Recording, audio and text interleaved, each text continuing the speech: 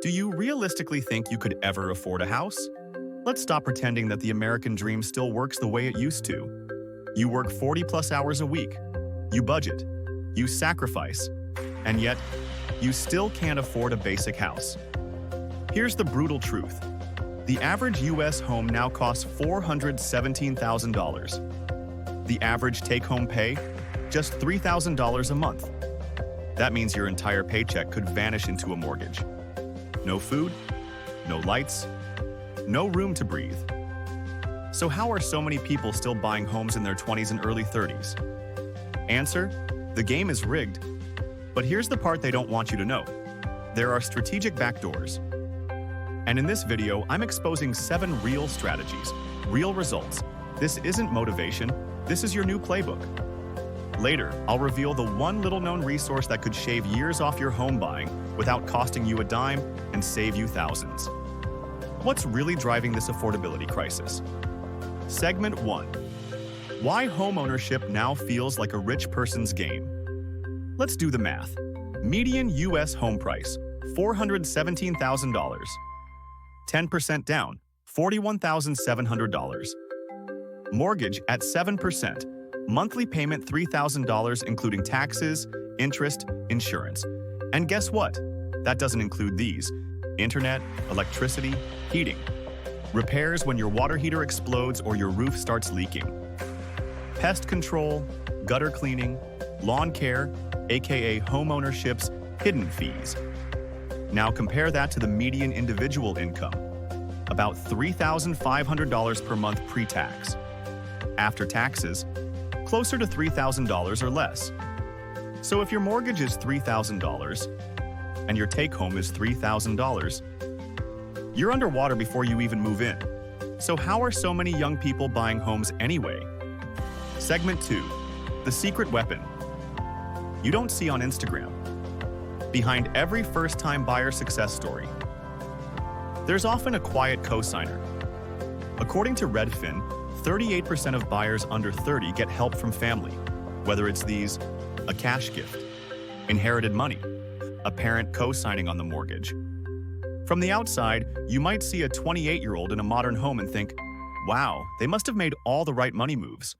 Sometimes they did. But more often than not, they had help. And if you didn't get that kind of boost, it's easy to feel like the system's rigged. So what do you do if your family can't write a check? Segment 3. House hacking. Live free or almost free. You don't need a rich uncle, you need a strategy. House hacking is one of the most underrated home buying hacks. Buy a duplex, triplex, or a home with a finished basement. Live in one unit, rent the other. Your tenant's rent helps pay down your mortgage, building you equity while cutting costs. It's not glamorous, but it's smart.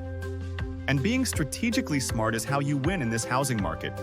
You can even Airbnb an extra bedroom.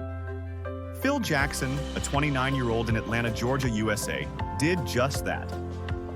Instead of paying his entire $2,800 mortgage alone, he listed one bedroom online. Within weeks, guests, from travel nurses to remote workers, filled his weekends. He was bringing in around $1,200 a month, covering nearly half his mortgage. In his first year, that side income helped him knock $5,000 off his loan balance. He didn't buy fancy, he bought smart. That's house hacking. Leverage what you have. Can't house hack? Here's another creative path. Segment 4. Co-buying, shared equity, shared power. If you can't afford a home on your own, partner up. That could be these: a trusted friend, a cousin, a sibling. By pooling resources, you both benefit, and you're no longer locked out by high prices. Real talk. 2 middle-class buyers working together can often outpace one wealthy buyer flying solo. Just make sure the legal structure is solid. Put everything in writing. Treat it like a business partnership. Consider a joint ownership agreement or tenancy in common contract. Marcus and his sister Simone each saved around $15,000. Separately, it wasn't enough. But together, they bought a $300,000 duplex in Cleveland, lived in one unit, and rented out the other. Their combined buying power made the deal possible. And now, their tenants are helping build equity for both. Question of the day. What's your biggest fear or frustration when it comes to buying your first home? Drop your thoughts in the comments below. Still stuck living at home? It might be your greatest advantage. Segment 5. Strategic patience, not laziness. There's no shame in staying with family longer if it's part of a plan. Use that time to pay down high-interest debt. Save aggressively. Build credit. If you're stacking $1,000 a month in savings for 2 years, that's a $24,000 head start. No cosigner needed. Bonus: if you're contributing to household bills, make sure your name is on the utility or rent. Over time, that builds credit too. What if your job locks you out of buying in your city? Segment 6. The long-distance strategy. Working remote changed the game. You don't have to buy where you live. Many first-time buyers are investing in homes out of state, in cities where the cost is lower, rent demand is strong, and the appreciation potential is real. Try markets like Indianapolis, Birmingham, or certain suburbs of Tampa or Dallas. Use a property management company to handle the day-to-day. Collect rent, build equity, and watch your wealth grow, even if you're still renting where you live. Just ask Priya, a graphic designer from California. She bought a rental home in Ohio for less than $150,000 and hired a local property manager. Her tenant's rent covers the mortgage, and she nets about $300 per month in profit while still renting in LA. What if there was a way to leverage the system to your advantage? Segment 7. Government programs and first-time buyer grants. Too many buyers overlook this. There are state and federal programs designed specifically to help first-time buyers without massive down payments. These programs are FHA loans, as little as 3.5% down, lower credit score requirements. USDA loans, 0 down if you're buying in a qualifying rural area. VA loans, 0% down for active duty military, veterans, or spouses. DPAs, down payment assistance programs.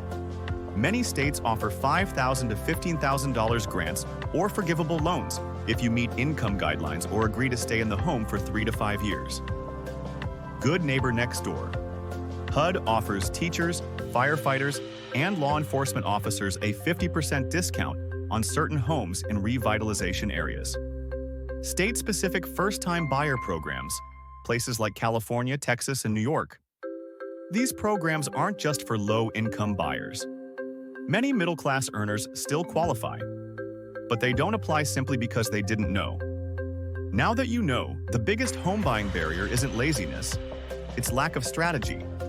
And now you've got 7 of them.